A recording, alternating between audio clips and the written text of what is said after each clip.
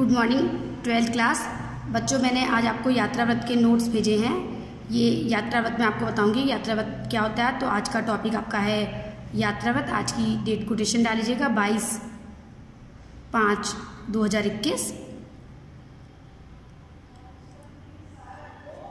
देखिए बच्चों, यात्रा वृत्त में लेखक अपने जीवन की अविस्मरणीय यात्राओं का विवरण करता है तो आत्मकथात्मक शैली में प्रस्तुत करता है। मतलब अपनी कहानी बताता है। आत्मकथात्मक शैली अपनी कहानी की शैली में प्रस्तुत करता है। अपने जीवन की उन यात्राओं का वर्णन करता है जो हमारे लिए भूलना मुश्किल होती है, तो उसको बोलते हैं अविस्मरणीय। तो जब लेखक अपने जीवन की अविस्मरणीय यात्राओं का विवरण आत्मकथात्मक शैली में प्रस्तुत करता है तो वो विधा आपकी गद्य की यात्रा वृत्त कहलाती है। समझ में आ गया? यात्रा वृत्त में किसी अनोखी यात्रा का वर्णन होता है, ऐसी यात्रा का वर्णन होता है जिसको हम भूल नहीं सकते हैं। तो इसकी जो शैली होती है वो आत्मकथात्मक शैली होती है। यात्रा का मतलब होता है बच्चों जाना। जब हम कहीं गए होते हैं तो वहाँ के अपने अनुभव को जब हम लिपिबद्ध करते हैं आत्मकथात्मक शैली में तो वो यात्रा वृत्त कहलाती है। हिंदी साहित्य की नवीनतम विधाओं में बच्चों ये विधा बहुत लोकप्रिय विधा हो चुकी है। वैसे तो यात्रा की प्रवृत्ति आदत मनुष्य में आदिकाल से ही विद्यमान है, पर जब से विज्ञान के आविष्कारों के कारण दुनिया के किसी भी स्थान पर पहुंचना दुर्लभ नहीं रह गया, तब से यात्राएं बहुत बढ़ गई। पहले हम लोग आने जाने में थोड़ी मुश्किल होती थी, लेकिन अब विज्ञान ने जैसे जैसे तरक्की की, विज्ञान के विभिन्न आविष्कार हुए तो कहीं भी जाना मुश्किल नहीं हुआ, तो यात्रा की प्रवृत्ति लोगों के अंदर बढ़ गई है।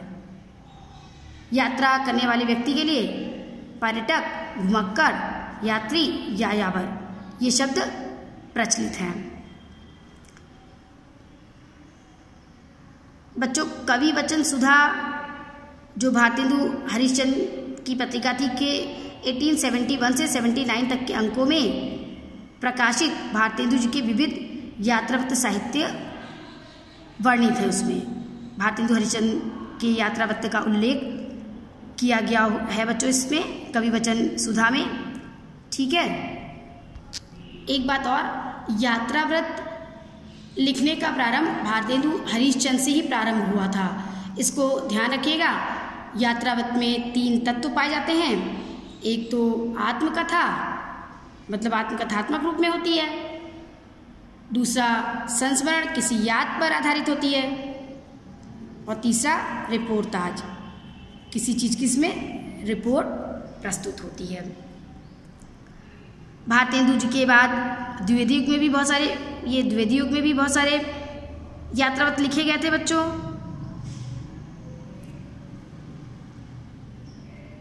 राम नारायण मिश्र द्वारा लिखित यूरोप यात्रा के 6 मास और राहुल सांकृत्यायन की मेरी यूरोप यात्रा, मेरी तिब्बत यात्रा आदि आपके प्रमुख यात्रा वृत्त हैं। राहुल सांकृत्यायन का नाम तो बच्चों सुना होगा। अथातो घुमक्कड़ जिज्ञासा इनका निबंध प्रमुख है।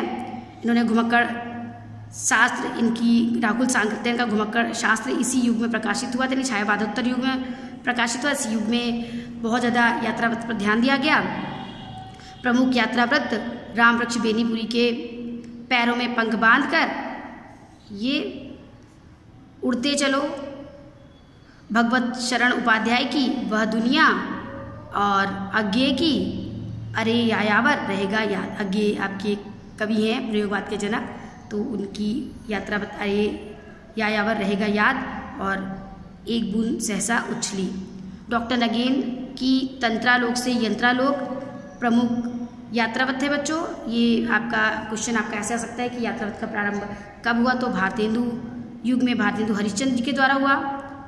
इसके 3 तत्व आत्मकथा, संस्मरण, रिपोर्टाज है। यात्रा का मतलब क्या होता है, या किसी भी यात्रा साहित्य के लेखक और उनकी यात्रा वृत्त का नाम आपसे पूछा जा सकता है।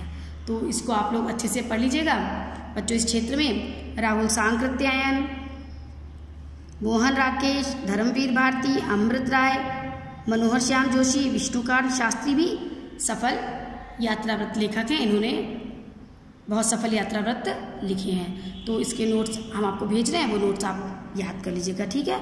इसकी फ़ोटो भी भेज रहे हैं, इस फोटो को देख लीजिएगा, इसको पढ़ करके इसके नोट्स पूरा कर लीजिएगा। बाय बच्चों।